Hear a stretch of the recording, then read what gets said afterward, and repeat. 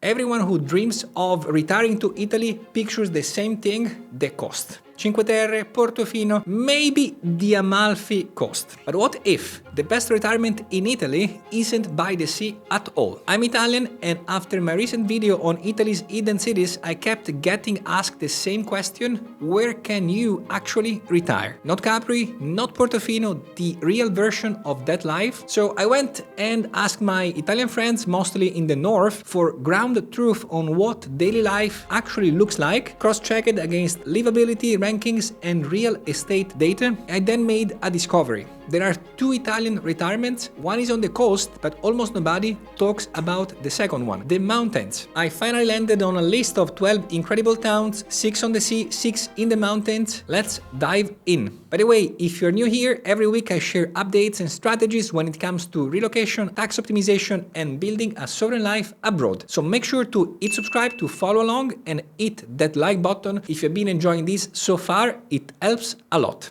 Now, before we get to the towns, let me explain the tax framework, because everything that follows builds on this. Italy has a regime called the 7% flat tax for foreign retirees. If you receive a foreign pension, state, occupational, private annuity, US social security, and you move your tax residency to a qualifying southern Italian town, you pay 7% on all foreign income for 10 years. The condition has always been that the town must be under a certain population cap. It used to be 20,000 residents, which limited you to generally small villages, but in April 2026, Italy raised that cap to 30,000, and roughly 70 new towns suddenly qualified. Proper towns with hospitals, train stations, and year-round life. That reform is what made this video possible, with 12 very interesting options. So let's start with the cost. 4 of these 6 qualify for the 7%, 2 don't, but they earn their place anyway. Let's start with the headline town of the April reform, Ostuni, la città bianca. The entire historic center is painted white, sitting on a hill above an olive plain that runs 8 kilometers to the Adriatic. One of the most photographed towns in southern Italy, and somehow still functioning as a real town. Population is about 29,000, newly under the 7% cap as of April 2026. This is the town that flipped the 7% regime from interesting to compelling overnight. 300,000 euro buys you a comfortable life with land, but expect 10 to 20% appreciation in the next 18 months. That window is closing objectively fast. Brindisi Airport is 35 minutes away, Bari an hour and a quarter, Ostuni has its own hospital, its own train station, and Polignano, Alberobello and Lecce are all within an hour. The early mover window is open but narrowing fast. Roseto degli Abruzzi. Roseto is a long, flat, walkable Adriatic town with 7 kilometers of sandy beach and palm trees lining the promenade. Roseto means in Italian rose garden, and the town honors it with public roses planted along the main streets. Population is around 26,000, newly 7% eligible under the April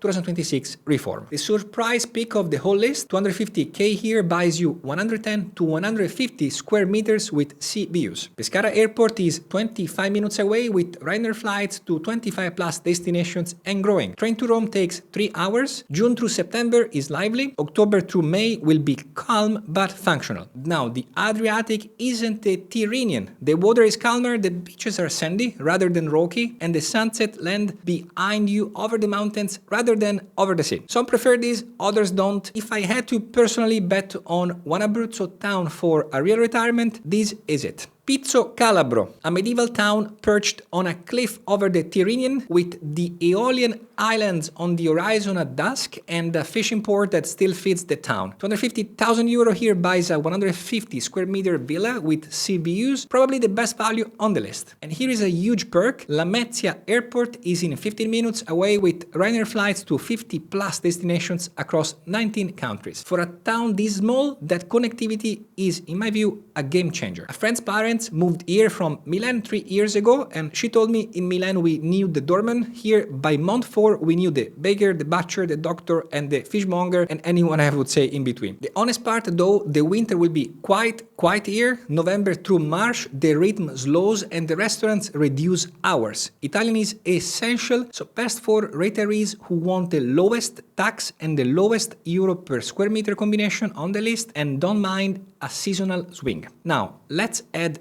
east. Otranto. Otranto wraps around the old Aragonese castle on the water with a cathedral whose mosaic floor from the 12th century will astonish you. Population is 5,800, comfortably 7% eligible. Property runs 2,800 to 3,200 per square meter in the historic center, 1,800 euro just outside. Brindisi Airport is 1 hour away, Lecce is 40 minutes, your real city for hospital-grade healthcare, opera, cinema, and the dignified Italian life that Salento does so well. It's busy in August, but Otranto is a real town, not a film set, so the locals stay. Schools stay open, and the bakery doesn't go on holiday. So spring and autumn are sublime. Trani. Now, this is one that doesn't qualify for the 7%, but I put it on the list anyway. Trani's Romanesque cathedral sits directly on the Adriatic. The Onei stone harbor below is full of small fishing boats. Population is 55,000, well over the 30,000 cap. Property runs 1,500 to 2,200 per square meter. So 250k gets you 120 to 150 square meters within walking distance of the harbor. Bari Airport is 45 minutes. Bari City, 35 minutes by train. Trani is a working Italian city that chose to stay beautiful, truly beautiful. You forfeit roughly 14,000 a year against the 7% eligible picks. But November and February are still very much alive here. Of the known 7% picks, this is what I choose for my parents. Bordighera. The British have wintered here for 150 years. Queen Margherita of Italy retired here. Claude Monet painted here 2 consecutive seasons in the 1880s. The microclimate is among the mildest in Italy. Palm trees thrive. Frost is almost unheard of. Population is 10,200, and like Trani, also not 7% eligible. The regime only covers southern Italy and certain central Italy town. But you're not here for a tax break. You are here for an established expat infrastructure of English-speaking doctors, dentists, and lawyers that took decades to build. Property runs 2,800 to 4,000 euro per square meter. Nice Côte d'Azur Airport is 50 minutes away. Train to Monte Carlo,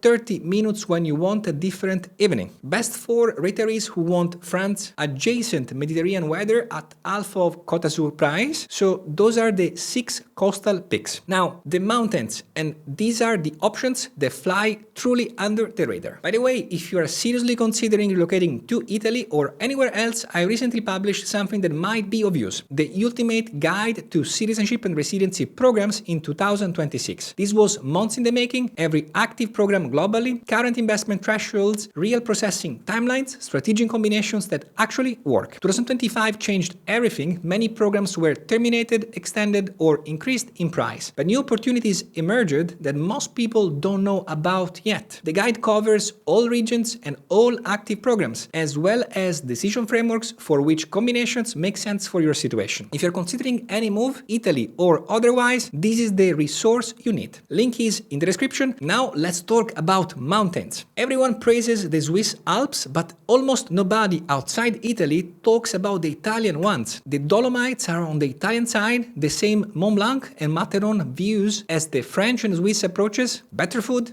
better wine, top-tier healthcare, property at a third of the Swiss price. The asymmetry is mostly a marketing story. Switzerland and Austria spent the 20th century branding themselves as alpine destinations, but Italy never did. So for a retiree, I think that gap is objectively quite a gift. Now, the 7% doesn't apply up here. Mountain retirees pay normal Italian rates, roughly 25 to 30% effective on pension income. So for most, this is a lifestyle play, not a tax play. What you buy is Northern Italian healthcare, year-round services in real cities, cooler summers, and trains to Munich, Zurich, Vienna, and Milan in 2 to 4 hours. Let's start with the top-ranked city, Bolzano. Bolzano tops Italy's Sole 24 Ore Qualità della Vita ranking more years than any other city over the last decade. For a retirement stress test, healthcare, walkability, services, transit, public space, and safety, nothing else in the Alps comes close. Mountains visible from every street, cable cars from the city center up to alpine plateaus, vineyards inside the city limits, the Catinaccio massive lighting up pink at sunset above the town. Val Gardena is 45 minutes, Alta Badia within an hour, Lago di Braies, Tre Cime di Lavaredo, all weekend trips from your front door. The kind of mountain experiences retirees spent their lives chasing, here just a normal Saturday. Population is 107,000, most expensive on this list by a margin. Property runs 4,500 to 7,000 per square meter in the historic center, 3,500 to 4,500 in the periphery, fully bilingual in Italian and German. Healthcare runs at Northern European standards. Bolzano airport is 5 minutes from town. Verona and Innsbruck both 1 hour 45. Munich 4 hours by the Brenner Railway. Best for retirees who want urban quality with immediate mountains and best in Italy services. The premium pick if,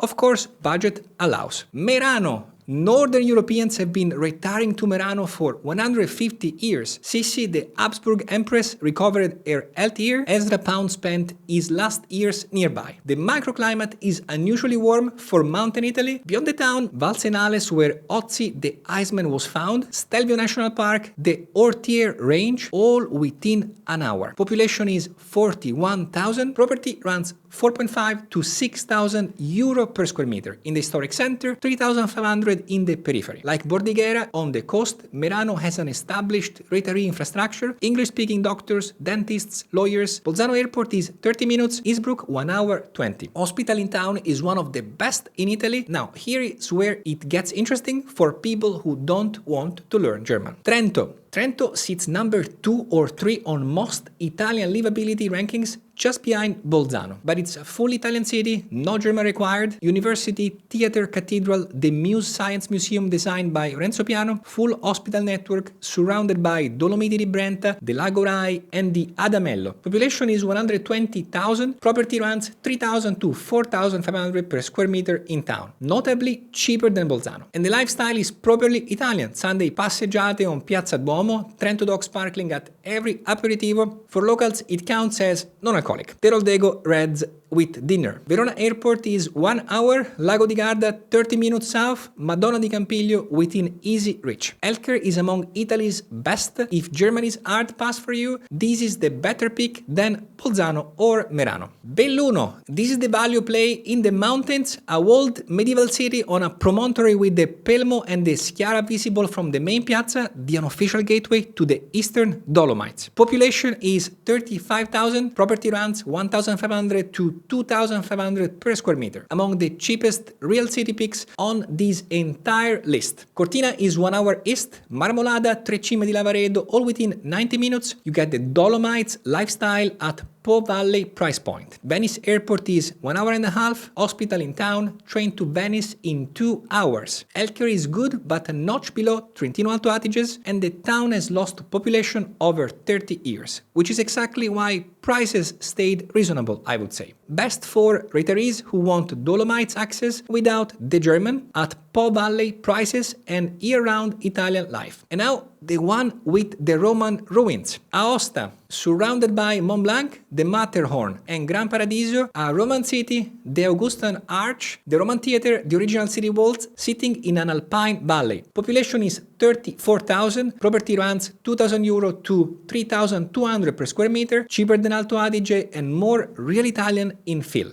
Italian-French bilingual under regional autonomy, lower taxes, casino-funded public services, and an interesting cultural mix. I have friends who would choose Aosta for the autonomy alone. Geneva airport is 1 hour 45, Turin 1 hour 30. The valley is narrow and the climate gets harsh in midwinter, but most retirees learn Italian and let the French add a bit of color. Here it's all about getting alpine quality with Roman heritage and prices well below Alto Adige. The last mountain pick is a bit different. Verbania. This is also a lake town. Verbania is the largest town on Lake Maggiore, sitting at the lake's alpine head where the mountains rise directly behind the city. Lake in front, valleys behind, real city with services, hospitals and schools holding it all together. The Borromean Islands sit directly off the lakefront. Val Grande National Park, the largest wilderness area in Italy, is immediately behind. Population is 30,000, property runs 2,500 to 3,800 per square meter. Less Germanic than Riva del Garda, more Italian feeling. Less famous than Stresa to the south, which means less tourist drag and more year-round local life. Milan Malpensa Airport is 1 hour away, Trento Milan in about 1 hour 15. Best for retirees who want a lake